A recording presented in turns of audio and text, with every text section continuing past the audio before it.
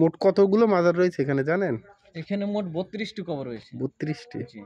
Main মাজার হচ্ছে ভিতরে, তাই তো? হযরত শাহ নিয়ামতুল্লাহ উনি হচ্ছে একজন আল্লাহর ব্যক্তি। তার সঙ্গে সাথীদের কবর হচ্ছে বাইরে। মাশাআল্লাহ।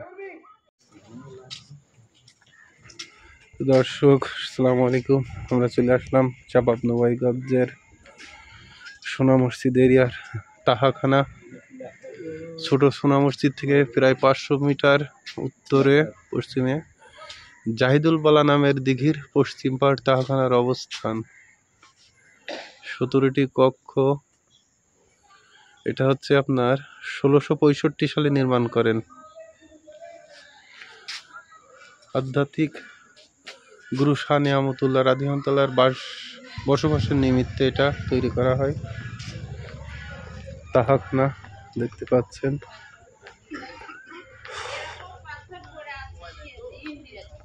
আমরা প্রায় সন্ধ্যার আগ মুহূর্তে আসছে।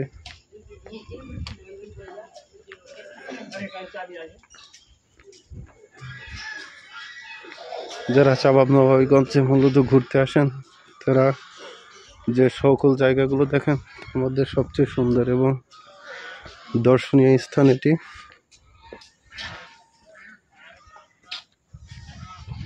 বিশাল এক দিঘির পাশেই ভবনটি নির্মিত হয়েছে।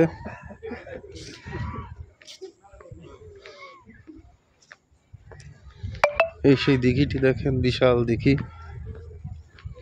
এখানে সেই কবরের কথা বলা হয়েছিল সেটিও আছে। মসজিদের দান বাক্স, 3 গম্বুজ বিশিষ্ট পুরাতন মসজিদ।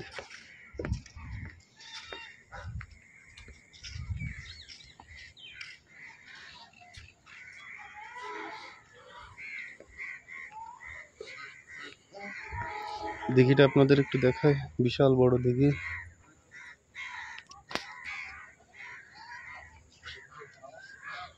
না না না, এটা তাহাখানা সোনা মসজিদ সামনে মেন রোডের সাথে আমরা দেখে আসছি। এটা এখনো নামাজ হয় মসজিদটায়। মরহুম মোহাম্মদ আলী আকবর মিয়া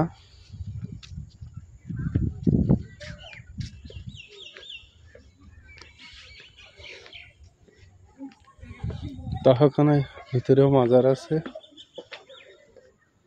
এগুলো দেখছেন মাজার, ছবি তুলছে,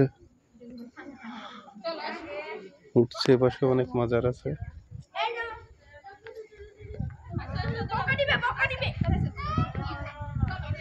ভিতরেও মনে হয় কোনো শেষ সুফি বা দরবেশ কারো মাজার।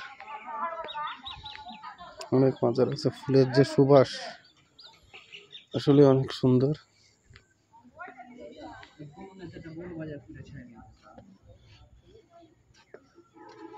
আসসালামু আলাইকুম। আসলে এই যে ভিতরে কার মাজার রয়েছে? সৈয়দ। আচ্ছা আচ্ছা, ইনি কে ছিলেন একটু বলবেন? না, ভিতরে যাইতে চাচ্ছিলাম না।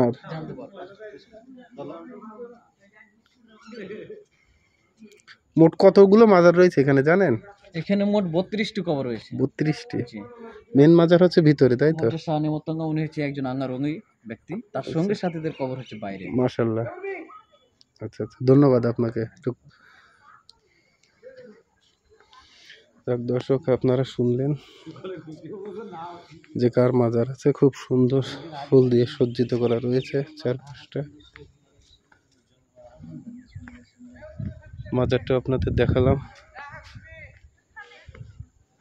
এপাশেও দেখেন তার সফর সঙ্গী যারা ছিলেন তাদের মাজারগুলো বাইরে আছে, খুব সুন্দর করে সজ্জিত করা। তো দর্শক ভালো থাকবেন।